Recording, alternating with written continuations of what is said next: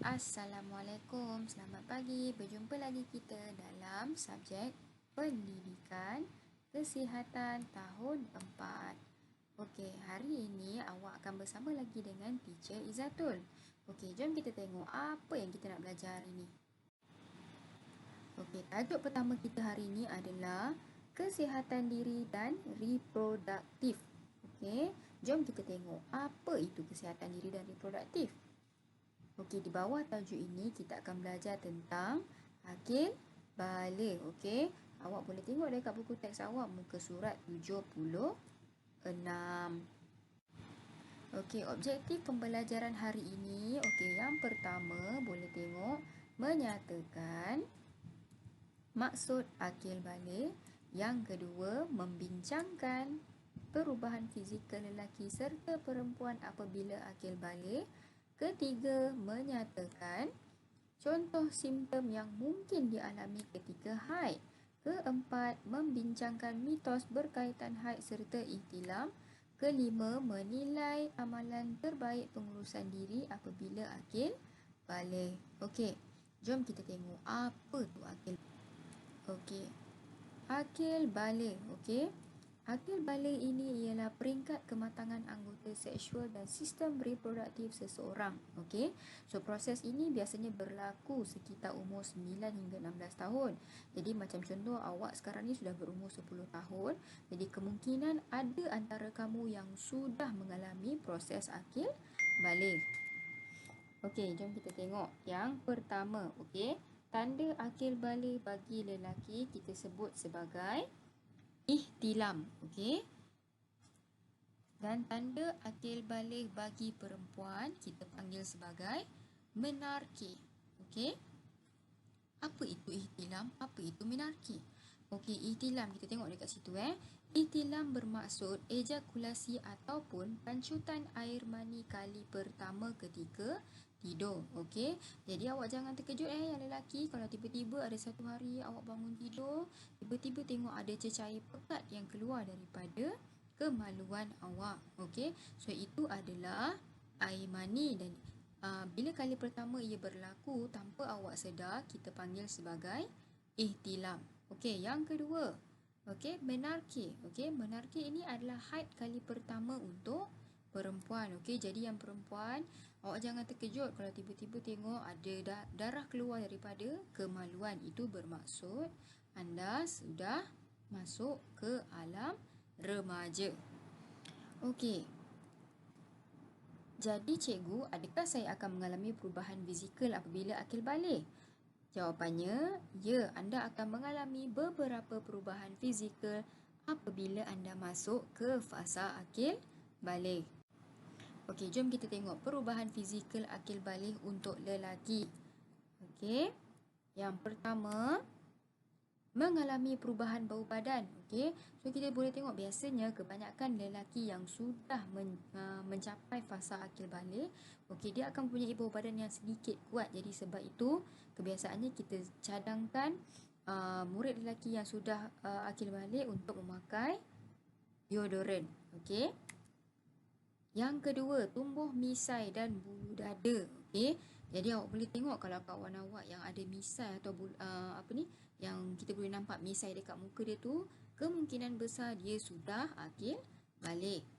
Okey, yang ketiga, halkum jelas kelihatan dan bersuara garau. Okey, yang ini adalah paling jelas dan paling ketara. Okey, awak boleh tengok dekat kawan lelaki awak yang bila dia dah mula bersuara garau tu, suara garau ni macam contoh suara besar.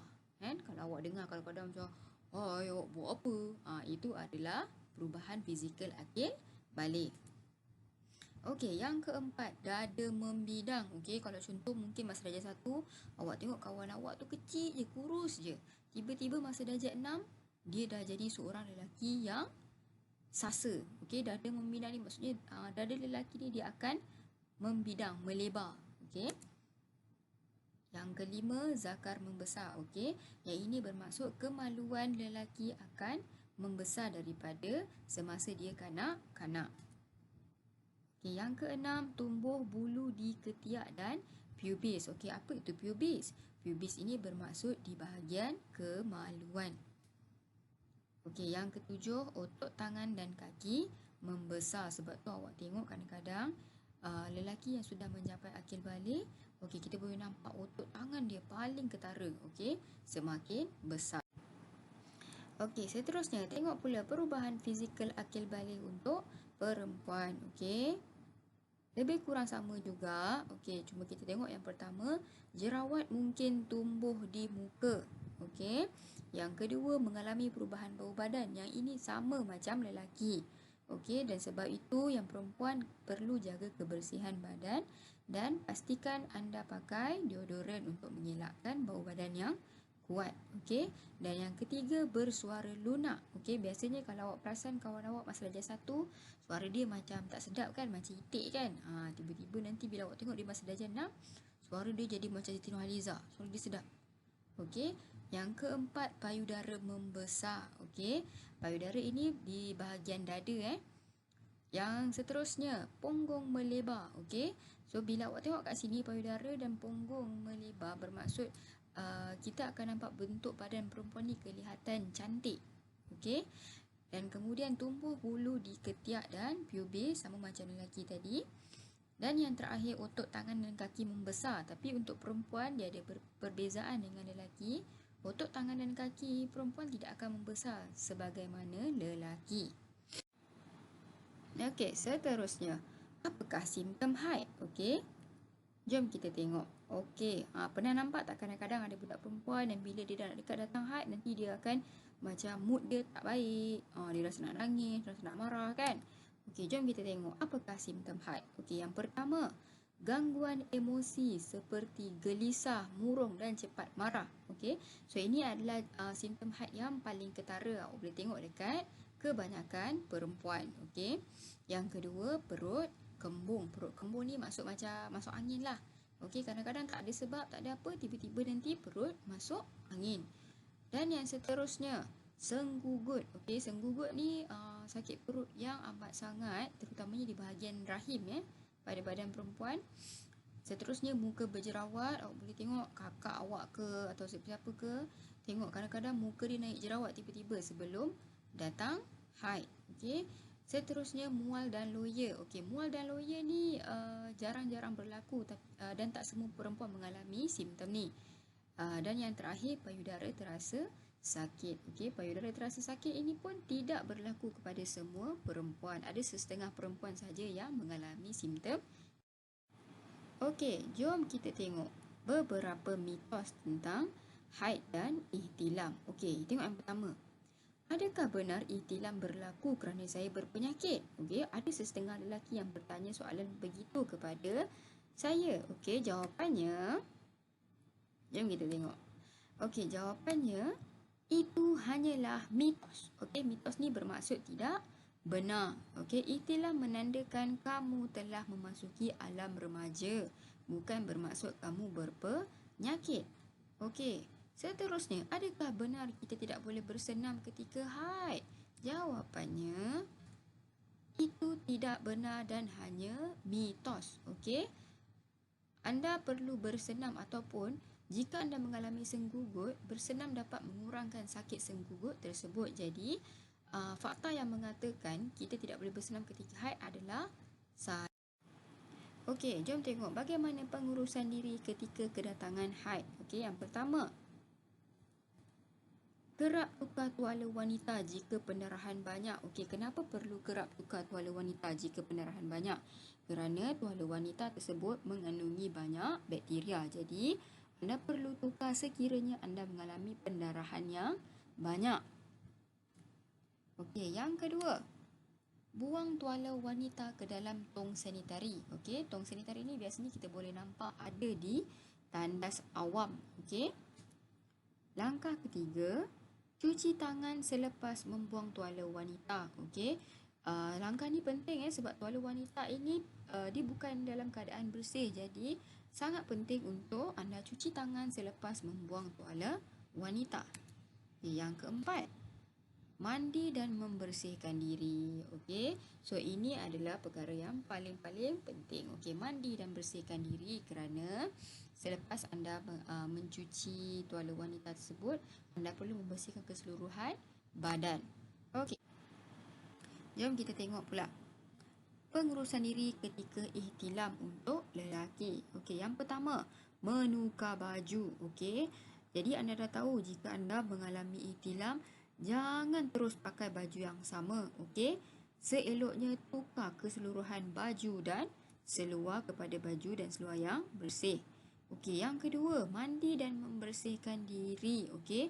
Jangan selepas anda mengalami ihtilam tu anda sambung tidur balik. Okey. Jangan kerana ini boleh menyebabkan bakteria lebih banyak membiak. Jadi, mandi dan terus bersihkan diri. Yang ketiga, membasuh dan menukar cadar. Okey, sebab kebiasaannya ihtilam ni berlaku semasa tidur. Jadi, kemungkinan cadar dekat katil awak tu, okey, dah terkena kesan daripada ihtilam tadi. Okey, yang keempat, menjaga kebersihan pakaian dalam. Okey, menjaga kebersihan pakaian dalam ini penting sebab pakaian dalam ini amat sensitif dengan bahagian kemaluan awak. Jadi kalau tak jaga kebersihan pakaian dalam, nanti boleh menyebabkan jangkitan kuman di bahagian kemaluan. Okey, seterusnya. Okey, apa yang awak perlu buat sekiranya sudah mengalami akil balik? Okey, yang paling penting adalah hargai diri dan menerima perubahan yang berlaku dengan positif. Okey, jadi awak jangan rasa tertekan ataupun rasa stres atau malu dengan perubahan. Contohnya yang lelaki, bila suara dah mula garau, jangan rasa malu. Okey, awak cuba sahaja berkomunikasi dengan kawan-kawan macam biasa sebab itu adalah perubahan fizikal yang tidak boleh dielakkan. Okey, dan untuk yang lain, jangan sesekali mengejek kawan. Okey. Alright. So, untuk tugasan minggu ini, okey, lengkapkan latihan di bawah. Okey. Saya akan bagi link di grup dan saya nak awak lengkapkan latihan ini selewat-lewatnya pada jam 12 tengah malam hari Jumaat. Okey, boleh? Okey, itu sahaja untuk minggu ini. Terima kasih kerana menonton. Okey, semoga kita berjumpa lagi dan saya harap anda semua dapat faham tentang kepentingan penjagaan diri selepas sudah akil balik. Okey, sekian. Terima kasih.